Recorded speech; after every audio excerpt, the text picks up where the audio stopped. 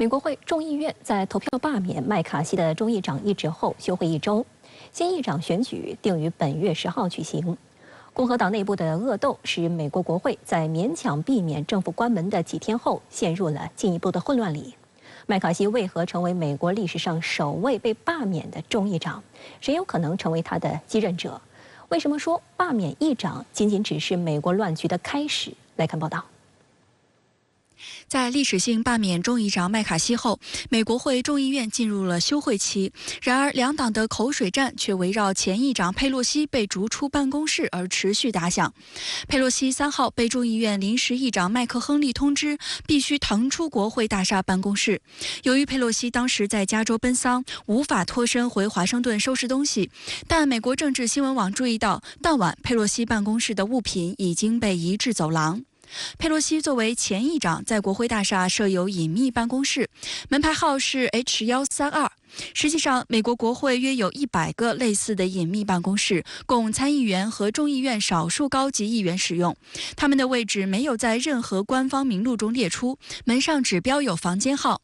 隐秘办公室作为私人空间，用来举行机密会议、小睡以及其他个人目的。They're usually reserved for leadership, very senior members. You probably could walk past the door, Bree, and wouldn't know. They're usually just like a random number on the door, and they're nice. They're usually in very nice places in the chambers, very lavish, nice furniture. Members have catalogs where they can sort of choose furniture and pictures to have brought into these offices. 美国有线电视新闻网引述2名国会山共和党人的话爆料，将佩洛西逐出隐秘办公室的决定，并非众议院行政委员会做出，而是麦卡锡指使临时议长麦克亨利下达通知，理由是被罢免的麦卡锡想要占据这间办公室。佩洛西回应称，这样的驱逐背离了传统，并补充说，在他任职期间，他为自己的前任提供了一套更大的办公室，他愿意住多久就住多久。Either way, it's a childish move. The conference is having a tantrum because of their own internal fights. I mean, it just seems ridiculous that Kevin McCarthy wants to blame Nancy Pelosi for his ouster. 麦卡锡和佩洛西的不和在华盛顿政治圈众所周知。佩洛西曾因麦卡锡批评民主党政府新冠病毒大流行期间佩戴口罩的规定，而对记者称他为白痴，还曾公开呼吁民主党人联合起来反对麦卡锡。美媒指出，新任临时议长麦克亨利是麦卡锡的亲密盟友，所以他上任后的第一项行动将矛头对准佩洛西，实属意料之中。需要指出的是，临时议长不等于众议长，无权操控众议院运行，只有权主持新议长选举。而众议长是美国政坛3号人物，排位仅次于正副总统，具有重要政治影响力。在麦卡锡遭罢免后，谁将接任这一职位，成为舆论高度关注的焦点。美国有线电视新闻网文章分析，眼下共和党内没有接替麦卡锡的明确人选，目前已经宣布参与竞选的只有众议院共和党领袖史蒂夫·斯卡利斯以及极端保守派众议院自由核心小组创始成员吉姆·乔丹。潜在的竞争者还有众议院共和党党鞭汤姆·埃默、该院共和党研究委员会主席凯文·赫恩、临时议长麦克亨利等。众议院民主党人预计提名党首杰弗里斯参与竞选。至于共和党内的极端保守派希望推举特朗普来接任众议长一职，特朗普的回应是谢邀但不感兴趣，他的目标只有竞选总统一个选项。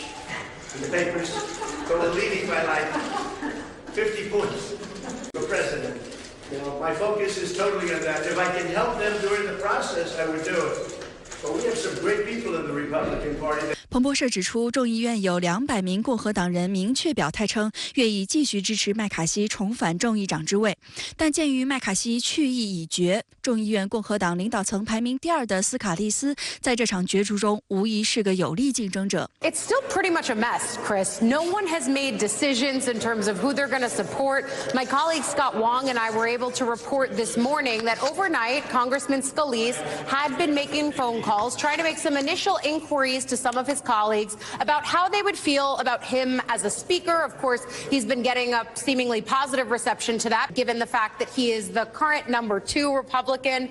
He has served in leadership before. He has been in Congress many years. 斯卡利斯于2008年首次当选众议员，后来的步步高升有赖于他深谙保守派政治哲学，而且看重与其他议员的私人关系。2014年至2022年，斯卡利斯担任共和党党鞭，这个职位的主要任务就是在重要表决上统一全党意见，足以说明斯卡利斯在团结同党方面极有手段。不过，斯卡利斯目前正与癌症抗争。今年8月，他宣布自己患有多发性骨髓瘤，他将其描述为一种高度可治疗的血液癌。但美联社说，斯卡利斯的身体状况一向不佳。2017年，他与其他共和党人为慈善棒球比赛练习时遭到枪击，一颗子弹打中臀部，导致大量失血，骨骼和内脏也受到损伤。美国《华盛顿邮报》发文表示，发起罢免麦卡锡提案的马特·盖茨虽然并不打算竞逐众议长，但这一赤裸裸的内斗行为点燃多数众议院共和党人的怒火。报道称，共和党正在考虑将盖茨逐出党团。一些共和党人则担心，若因内斗而导致政府关门，可能令共和党在众议院的微弱优势受到威胁。This self-inflicted drama of today jeopardizes our majority.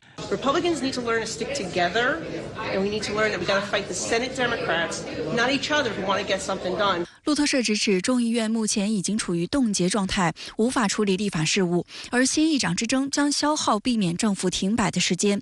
高盛分析认为，这将提高美国联邦政府下个月关门的风险。麦卡锡的继任者可能会面临更大压力，更难推进更多临时拨款措施。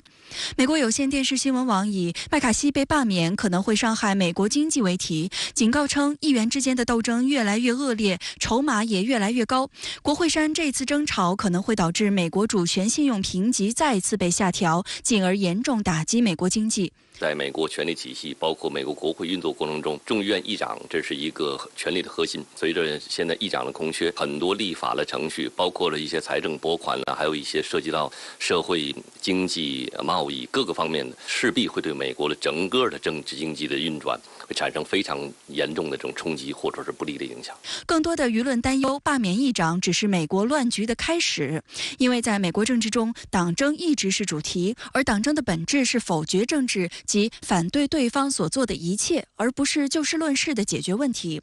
美国学者弗朗西斯·福山曾提到，由于党争，少数几名极端保守派议员就能影响众议院议长人选，这是当前美国政治病态的一个表象。You may remember back in just this January, Congress had to vote a record 15 times for McCarthy to get the Speaker's job. But to remove him, just one.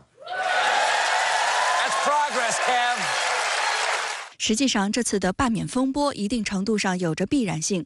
共和党内强硬派和建制派的分歧不是一朝一夕间产生。麦卡锡之前的2任共和党籍议长瑞安和伯纳也因与党内右翼发生冲突退出国会。美国当前的国会政治，一边是没有能力、没有态度，站在中间妥协攀附、见风使舵的麦卡锡们；另一边是政治立场越来越走极端、不断抬高要价的议员，他们填充着国会的关键位置。利用这种议事程序以及党争的加剧，政治极化的不断的加深，它可以做到这一点。这点在过去可以说是匪夷所思的，也令人难以想象的。但今天都已经成为现实的这个政治生活中的一幕。所以我觉得这个其实也是体现了美国在利益高度分化、政治高度极化、权力斗争高度的这种激烈的这种背景之下，所以我们看到美国过去的一些民主制度，或者说是它这个选举制度所设定的一些机制，已经开始出现的这种严重失灵的现象。